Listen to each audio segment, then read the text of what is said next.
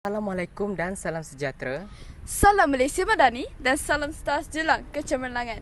Kembali lagi anda bersama kami di Estate TV Sensasi Terkini. Saya Muhammad Al-Sirhan. Dan saya Nurkisha Sofia, wartawan Estate TV. Hari ini, bertempatkan di Dewan SMK Seri Tanjung, telah berlangsungnya sambutan Ma'al Hijrah bagi tahun 2026. Ceramah pada hari ini akan disampaikan oleh tetamu rasmi iaitu Ustaz Jasmi bin Amin. Mari bersama-sama saksikan sambutan Ma'al Hijrah hari ini.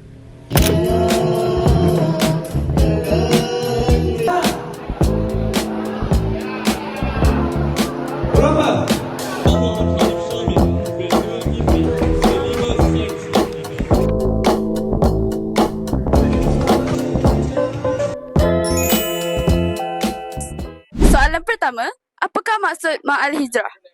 Ma'al Hijrah tu dia tempat Nabi berpindah dari Mekah ke kota Madinah. Okey, betul.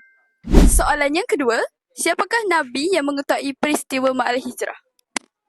Ma'al Hijrah diketuai oleh Rasulullah SAW dari Mekah ke Madinah. Okey, baik, betul. Soalan ketiga, siapakah sahabat baik Nabi Muhammad SAW yang menemani baginda sepanjang perjalanan hijrah? Abu Bakar Siddiq. Betul. Soalan keempat, ke manakah arah penghijrahan Nabi Muhammad? Dari Mekah ke Madinah. Betul. Baiklah, sekarang kita berada di soalan 8. Okey, siapakah gelaran bagi penduduk asal Madinah yang menyambut dan membantu kedatangan Nabi serta umat Islam dari Mekah? Kaum Ansar. Ya, Masya Allah. Sekarang ialah soalan nombor 9. Apakah gelaran bagi umat Islam yang berhijrah atau berpindah dari Mekah ke Madinah? Gelaran bagi umat Islam yang berhijrah dari Mekah ke Madinah ialah kaum Mujahirin. Ya, terima kasih. Selesai sudah majlis sambutan Ma'al Hijrah 2026.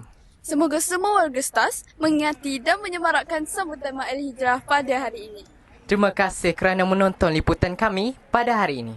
Itu sahaja laporan daripada kami di Estate TV Sensasi Terkini.